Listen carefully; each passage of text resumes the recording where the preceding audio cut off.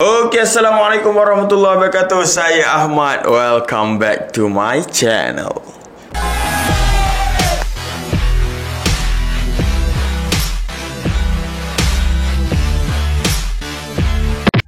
Okey, Alhamdulillah, terima kasih diucapkan kepada anda yang masih setia bersama dengan saya. InsyaAllah hari ini saya nak sambung daripada buku Ustazah Basikal, buku yang mengisahkan tentang pengembaraan saya bersama dengan isteri berbasikal bermula daripada Malaysia, Thailand, Myanmar, India, Nepal, Pakistan, China, Kyrgyzstan, Kazakhstan, Uzbekistan, Afghanistan, Iran, UAE dan Arab Saudi selama 15 bulan, dan kami hanya bermula dengan RM1,900 sahaja. Baik, siapa yang belum subscribe, please subscribe, dan tanpa kita lengahkan masa lagi, jom kita sambung cerita.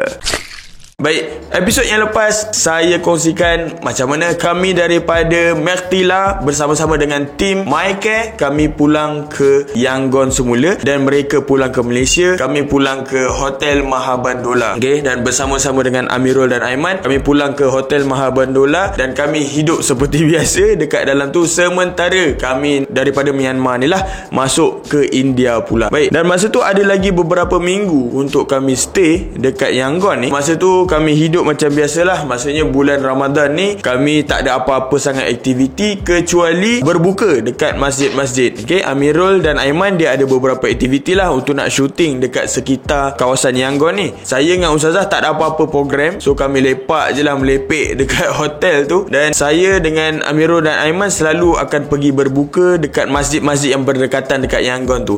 Dan apa yang menariknya dekat masjid-masjid sini, banyak yang berbeza tau. Ada yang masjid ahli hadis, ada yang masjid ahli Al-Quran, ada yang masjid Syiah dan sebagainya. Ada macam-macam jenis masjid yang kami pergilah, dan itu yang menyebabkan Adilah dia cemburu lah. Dia kata dia pun nak buka puasa juga dekat masjid. Dan masa tu saya cakap, mana ada masjid kat sini yang ada perempuan masuk, sebab kat sini adalah mazhab Hanafi. Saya tak nampak lagi ada perempuan yang berbuka dekat masjid ataupun masuk solat dekat dalam masjid dekat Yangon ni. Dan masa tu baru saya teringat, ada satu masjid ni saya pernah nampak perempuan masuk kat dalam masjid ni waktu saya solat Jumaat bersama-sama dengan Amirul dengan Aiman. Dan masa tu saya tanya dengan Amirul, apa nama masjid yang kita pernah pergi solat Jumaat tu yang boleh masuk perempuan sekali? Dan masa Amirul cakap adalah Masjid 59. Okay, sebab dia dekat jalan 59 lah. Dan masa tu saya cakap okey lah, saya ajak Adilah untuk pergi ke masjid tu, dan saya ajak Aiman dengan Amirul sekali. Dan masa tu Amirul dan Aiman dia kata dia ada program lain, dia nak pergi syuting dekat masjid yang lain. So kami pun proceed lah, saya dengan Ustazah je lah yang pergi. Kami masa tu pergi naik basikal dan kami cari balik masjid yang saya pernah pergi solat Jumaat tu lah. Kami bertolak masa tu sebelum asar, dan kami sampai waktu tu dah habis waktu asar. So bila saya sampai tu, saya dengan Ustazah merancang untuk nak solat asar dululah, sementara tunggu maghrib dekat situ dan berbuka dekat situ. Masa tu saya tanya jemaah, boleh tak berbuka dekat sini? Dia kata boleh, kat sini memang ada juga majlis berbuka puasa. Tu Alhamdulillah ada. So kami stay lah dekat masjid tu sampai waktu maghrib. Dan waktu tu kami berpisah lah. Ustazah dia pergi kat tempat perempuan. Yes, dekat situ ada tempat perempuan dan ada tempat wuduk perempuan juga. Dan saya pun ambil wuduk dekat tempat lelaki lah. So bila dah habis ambil wuduk, saya pun sempatlah solat tahiyatul masjid sementara tunggu Adilah siap. Dan masa tu saya berjumpa dengan seorang lelaki, nama dia adalah Dr. Ismail. Dr. Ismail ni saya pernah jumpa waktu solat Jumaat hari tu. Kami pernah bersembang dan dia pun kenal saya lah. Ini adalah kali kedua kami berjumpa. Dan masa tu saya duduk sembang dengan dia kan, dia ada dekat situ. Dan masa tu dia tunjuk handphone dia, ada satu video tengah play, dan dia tanya, what do you think about this video? Masa tu apa yang saya tengok adalah gambar perempuan, dia tengah mengimamkan solat kepada lelaki dan perempuan yang lain lah dekat belakang. Dan dia kata video ni dia ambil daripada Denmark.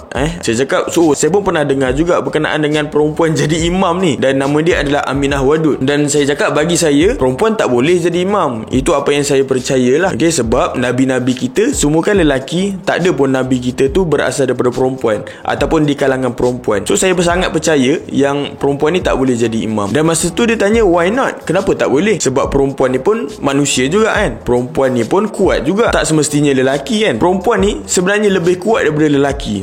Dia kata sebab perempuan ni dia boleh mengandung dan boleh bersalinkan anak. Masa tu saya pun blur lah, tak tahu nak cakap apa kan. Saya cakap, mana pula Ustazah ni kan, kita nak solat. Masa tu belum solat asar. Masa tu saya cakap, doktor minta maaf, saya nak jumpa isteri saya nak solat sekejap. Sebab masa tu saya tak tahu nak jawab apa kan. Saya nak tanya Ustazah dulu apa jawapan yang sesuai untuk saya nak beritahu kepada Dr. Ismail ni. Masa tu bila jumpa, Ustazah dah tunggu lama lah saya dekat bahagian perempuan tu. Dan masa tu saya cakap dengan Ustazah, abang tadi ada jumpa, tadi ada seorang lelaki ni, dia tanya abang soalan. Macam mana nak jawab soalan bila dia kata perempuan boleh jadi imam? Dan masa tu Ustazah cakap, okey, abang jawab macam ni. Surah An-Nisa ayat 34. A'udzubillahiminasyaitonirrajim. Bismillahirrahmanirrahim. Ar-rijalu qawwamuna 'alan nisa. Abang jawab macam tu. Okey, dalam Al-Quran ada jelas mengatakan bahawa lelaki ni adalah ketua ataupun imam kepada para wanita. Okey, dan masa tu saya cakap, okey, lepas kita solat ni kita pergi jumpa balik dengan Dr. Ismail tu, kita akan sembang lagi lah berkenaan dengan topik ni. Dan kami pun solat lah. So bila selepas solat saja, saya cakap dengan Ustazah, okey, tak apa, abang pergi dulu dekat Dr. Ismail ni, nanti ayang datang tau. Okey, lepas tu Adilah kata okey, dan saya pun pergilah dekat Dr. Ismail ni. Masa tu saya bersembang dengan dia. Agak lama juga saya tunggu Ustazah ni tak muncul-muncul.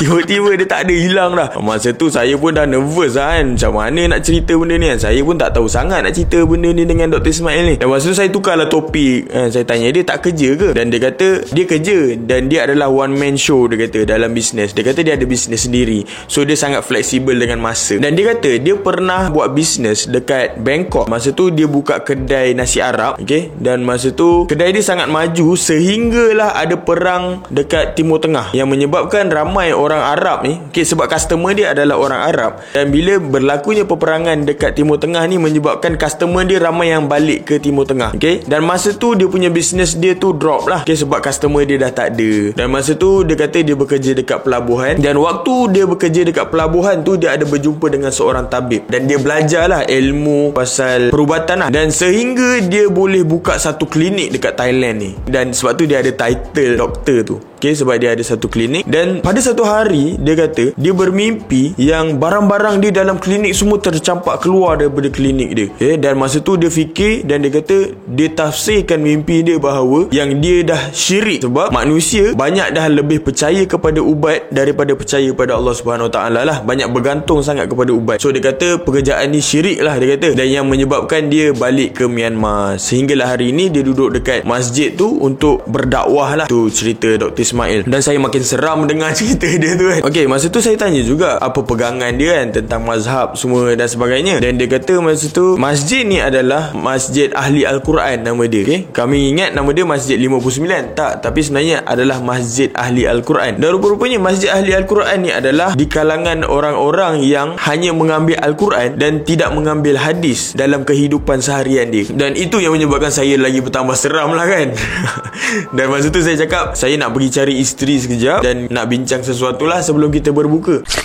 Dan masa tu saya mencarilah satu masjid tu. Ustazah ni mana pula tiba-tiba menghilang kan. Janji nak jumpa dengan Dr. Ismail, tiba-tiba dia hilang pula. Dan saya pergi ke tingkat 1, tingkat 2, dan saya berjumpa Ustazah kat tingkat 3. Dia ada dekat tingkat 3 masa tu, tengah siap-siapkan juadah berbuka bersama dengan wanita-wanita lain. Dan masa tu saya baru teringat, oh, kamera pula ada dekat bawah. So saya turunlah ke bawah untuk nak ambil kamera sebab nak record momen juadah berbuka ni lah. So bila saya turun ke bawah tu, saya berjumpa balik dengan Dr. Ismail ni. Masa tu saya tanya dengan Dr. Ismail ni, bila waktu untuk kita nak berbuka? Dan masa tu dia kata waktu berbuka adalah waktu lepas solat maghrib. Dan masa tu saya pelik lah, kenapa lepas solat maghrib? Bukan ke waktu azan tu kita dah boleh berbuka? Pada pendapat dia lah, dia kata waktu berbuka tu adalah di saat kita boleh membezakan benang putih dengan benang hitam. Okay? Berdasarkan ayat surah Al-Baqarah ayat 187. Okay? Dan saya masa tu tak ada jawapan lah. Saya pun tak tahu nak jawab apa masa tu. Dan saya minta izin lagi nak naik ke atas untuk nak record. Dan bila sampai ke atas, saya pun record lah macam mana diorang ni buat juadah berbuka ni. Dan masa tu Adilah pun tolong sikit-sikit.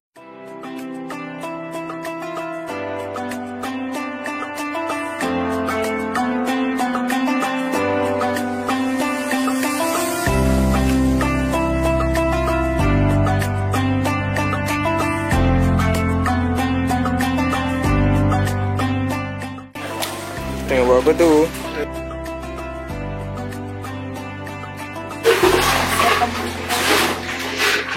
Dan waktu tu kami minta izin untuk buka dulu. Saya cakap, okey, lepas azan ni boleh tak kalau kami nak minum dulu? Dan alhamdulillah mereka kata okey, tak ada masalah. Okey, dia sangat faham lah. So mereka ni terus pergi solat dan kami berbuka dulu. Dan saya masbuk lah solat bersama-sama dengan mereka. Dan bila dah habis solat, dan kami pun sambung lah berbuka, dan mereka baru nak berbuka. Dan masa tu saya duduk bersama-sama dengan Dr. Ismail ni lagi. Okay, dan Dr. Ismail ni dia bawa pula tuan guru dia, Ustaz Ibrahim.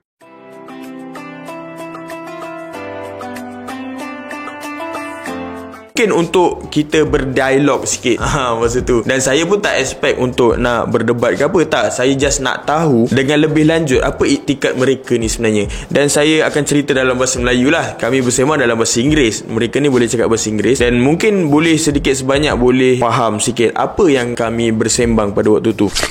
Okey, dan masa tu saya tanya dia apa beza mazhab yang mereka ni bawa dan apa beza mazhab yang Imam Syafi'i, Maliki, Hambali dan Hanafi bawa. Okey, dan dia kata imam mazhab ni adalah agenda Yahudi. Dia kata, okey, ni berdasarkan dia lah. Dia kata bila Yahudi ni dia pecah-pecahkan imam ni yang menyebabkan kita ni semua berpecah. Dan dia kata para ulama ni mengambil hadis ni menggunakan nama-nama nabi lah yang menyebabkan kita ni tak bersatu. Dan dia kata juga Imam Syafi'i adalah anak murid kepada Imam Hanafi dan dia pula buat mazhab baru. Dia sendiri tak bersetuju dengan guru dia dan membuat mazhab baru. Dan beliau juga ulama-ulama zaman sekarang ni tak pernah duduk satu meja untuk berbincang tentang maslahah ummah ni yang menyebabkan Islam banyak berpecah. Lepas tu Ustaz Ibrahim tu lah, dia jawab dengan yakin kan. Saya pun tak tahu nak jawab apa. Saya tak cakap apa-apa lah. Masa tu dia cakap lagi, negara Brunei isytiharkan undang-undang untuk rakyat dia, okey, bukan untuk kerabat diraja. Maksudnya kalau rakyat dia buat salah, rakyat dia kena. Tapi kalau kerabat diraja buat, diorang ni tak kena apa-apa. Dan dia kata juga dekat Masjidil Haram ni dia buat cantik-cantik ni untuk tarik umat Islam ni fokus untuk beribadah saja dan bertujuan untuk mereka ni tak fikir selain daripada beribadah lah. Itu apa yang Ustaz Ibrahim ni cakap. Dan dia kata contoh lain pula adalah Imam Bukhari ni dia lahir 300 tahun selepas Nabi Muhammad SAW wafat. Dan macam mana dia boleh track hadis-hadis ni semua? Boleh jadi kat tengah-tengah jalan tu dia dah jadi ayat yang ditokok tambah semua yang menyebabkan dia tak percaya lah. Selepas 300 tahun masih ada lagi orang yang boleh polkan hadis-hadis ni. Dan dia kata dia percaya dengan apa yang Nabi Muhammad SAW